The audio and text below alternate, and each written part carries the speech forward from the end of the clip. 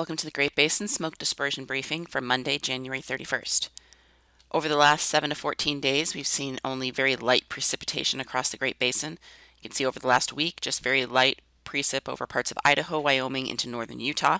And over the last 2 weeks, any precipitation we have seen has been well below normal. However, areas further north that have seen some light precipitation is around the 50th to 75th percentile. But for the most part, again, either below normal or well below normal precipitation for the Great Basin over the last couple of weeks. So with that being said, obviously our new snowfall has been very minimal. We have had some light snow showers over the last 72 hours over parts of central Idaho. However, for the most part, the Great Basin has been on the dry side, and our snow depth is shown there on the right. Looking at our snowpack and how it relates to normal, we have certainly seen some decreases in the snowpack over the last week due to the generally warmer and drier conditions, but most areas are now either right around normal or just shy of normal across the Great Basin, and still a little bit above normal over the far southern areas.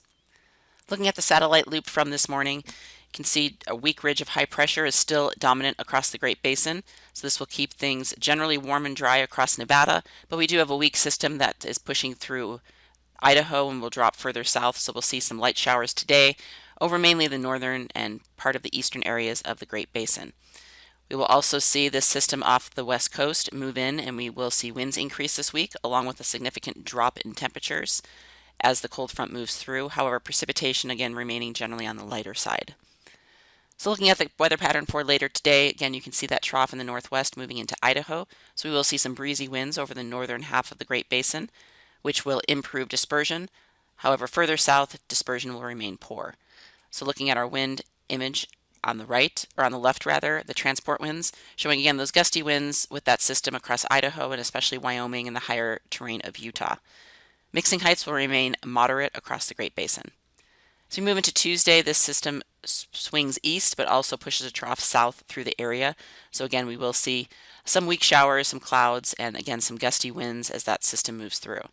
So looking at our transport winds, the gustiest winds on Tuesday will be over the southern half of the Great Basin and also in the higher Sierra with some wind gusts in the 30s, possibly up towards 40 miles per hour. Mixing heights will remain moderate across much of the Great Basin but drop significantly on Tuesday across parts of Idaho and Wyoming.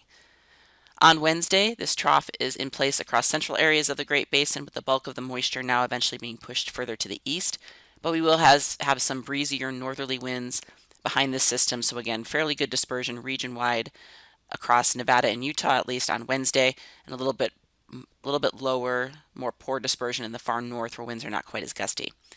So on Wednesday you can see those stronger northerly winds affecting many areas of southern and eastern Nevada into Utah, also parts of southern Idaho and the Sierra, and these wind gusts will be gusting likely in the 40s. Mixing heights will remain moderate to high in most areas with the exception of the far north. Looking at the forecast clearing indices for Utah, you can see they remain fairly low Monday and Tuesday with that ridge moving across. However, we will see the clearing indices improve significantly on Wednesday with those gusty winds. Forecast amounts of precipitation are shown here. You can see just very light amounts over parts of Idaho and Wyoming, and then over parts of Utah, even down into southeast Utah, we'll see some light precipitation, but right now really nothing noteworthy.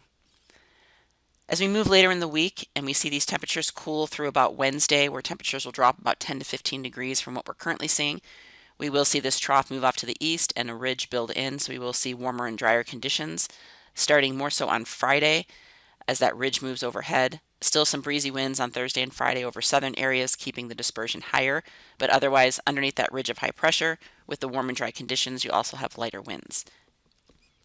On Saturday, ridge moves overhead, pushes further east. However, we do have a weak system dropping in for Saturday, Sunday, which could bring some light showers over parts of Idaho and Wyoming, and certainly another round of maybe some breezy winds. And then on Sunday, this area of low pressure drops south through the Great Basin. Again, it might bring some showers, but right now it's looking more on the drier side, so any showers will not be significant amounts of precipitation. Otherwise, winds will remain breezy with that trough, so we will see good dispersion across Nevada and Utah and the Arizona Strip. Precipitation amounts through Saturday morning are obviously very minimal. We have some showers today with that system, and then the next system doesn't come in really till Saturday. So Saturday, Sunday, we could see some lighter amounts of precipitation, but for the most part, drier from mid to late week. The 8 to 14 day outlook shows for February 7th through the 13th. Generally warmer and drier conditions for much of the Great Basin. We could see some cooler temperatures in parts of the southern and eastern areas of the basin, but again, generally still on the drier side going into the middle of February. That concludes our webcast for today. Check back on Thursday for the latest updates.